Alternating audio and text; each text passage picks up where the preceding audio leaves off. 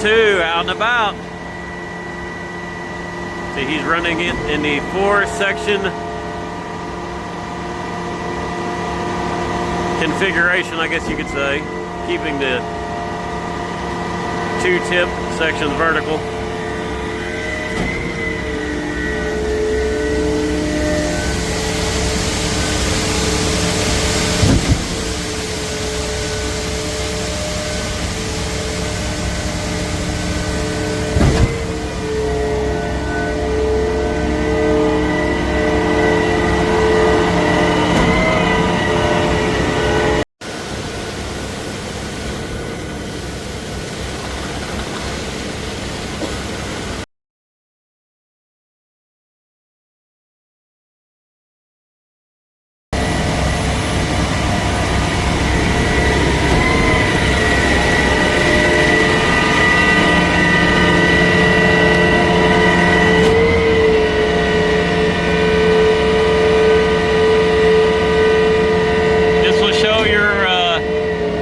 Rotation, your slewing, what volume or how fast he's pumping. Obviously there is your RPMs. We are in the remote control. Local would be your outriggers. We're in low pressure.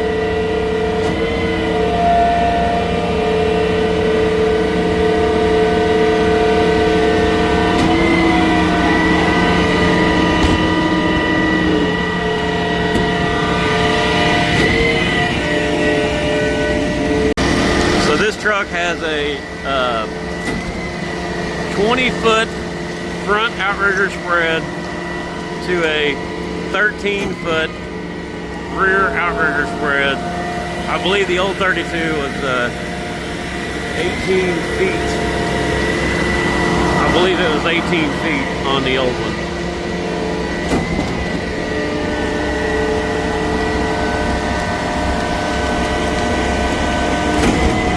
A service panel showing cold temperatures.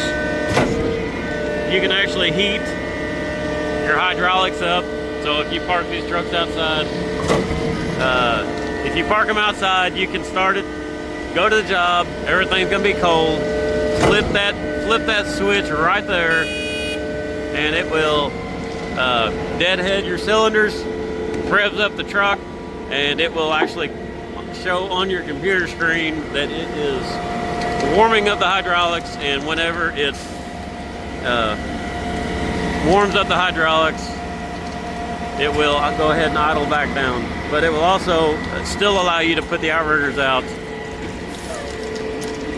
It will still allow you to put the outriggers out while it's warming up though. So it's a massive shift cylinders back here that grease every stroke with 00 grease. And there's the grease container right there. And let me get back here and see if I can't zoom that in. Right there. So lots of grease. And then the 10-liter accumulator, which powers over them cylinders. Those are some massive shift cylinders, and that is because of the high pressure setting that you can pump with. A little different slewing. It's got like a braking system we're not really familiar with. The old truck's got the rack and pinion. So the slope, you can't sit on a slope like you could the old ones, which is not a bad thing. And then you got your massive hydraulic lines. I mean, that thing is pretty fair size. Water tank over here on this side. Hydraulic tank over here on this side.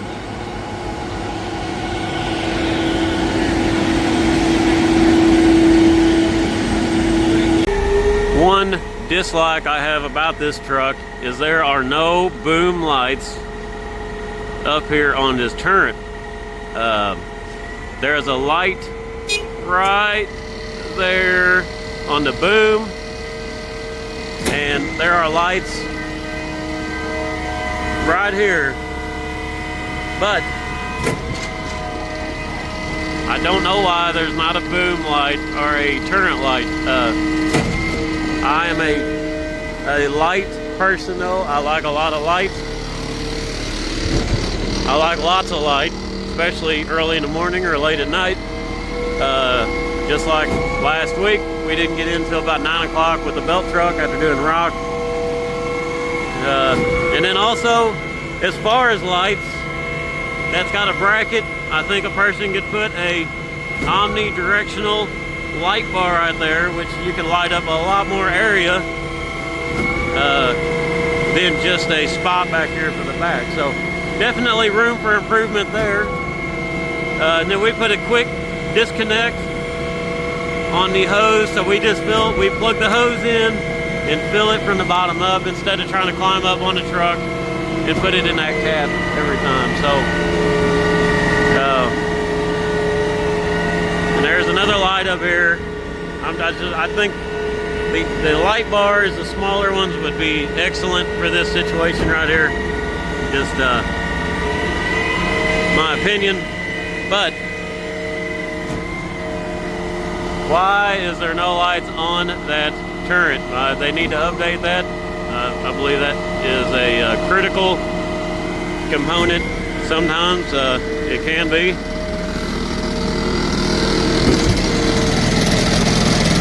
Pump-wise, as far as pumping, it's an excellent job. It's got a, this is not a DX style rear end.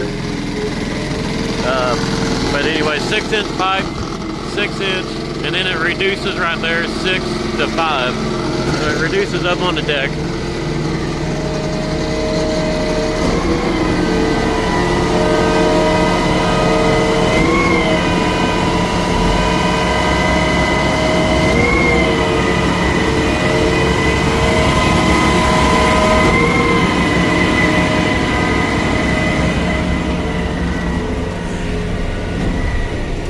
The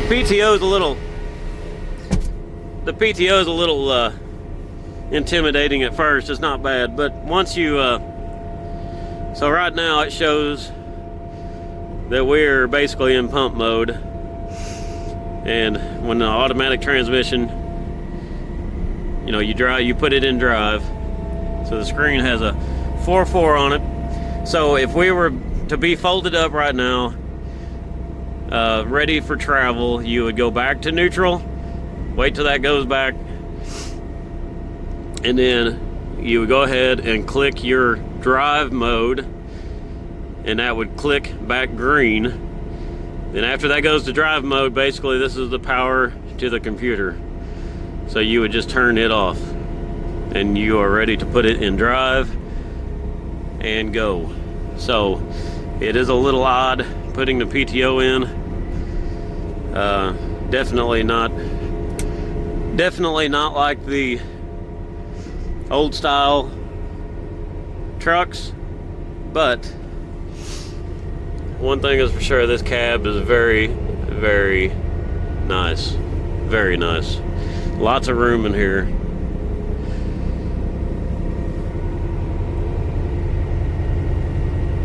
This is a very smooth pumping truck, very smooth.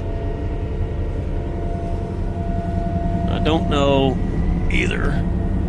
I haven't really looked at the back how much room we'll have whenever time comes to mess with these turnip pipes.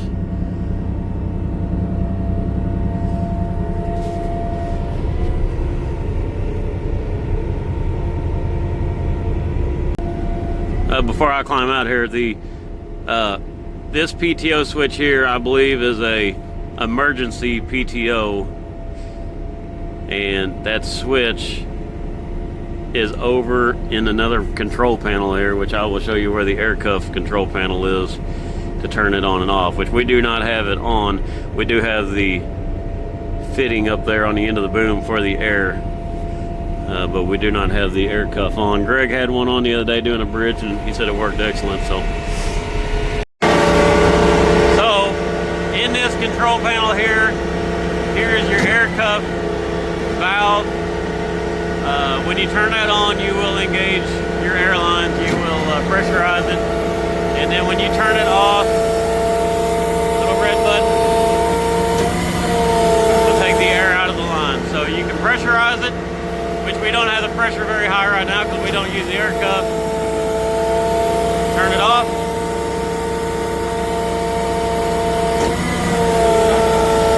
Local, remote, you have to do that on the outside of the truck. You cannot reset the truck and put it in outrigger mode on the remote.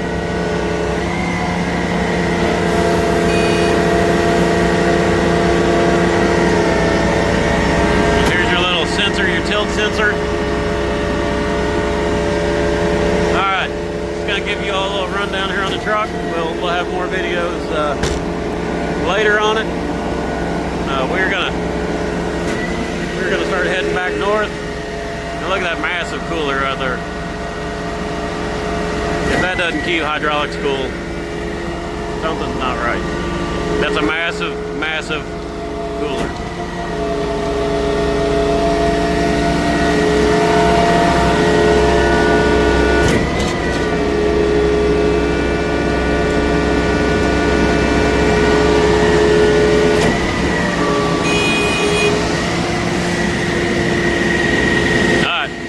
Back north, giving you all a quick little rundown on this truck, and we will definitely have more on it.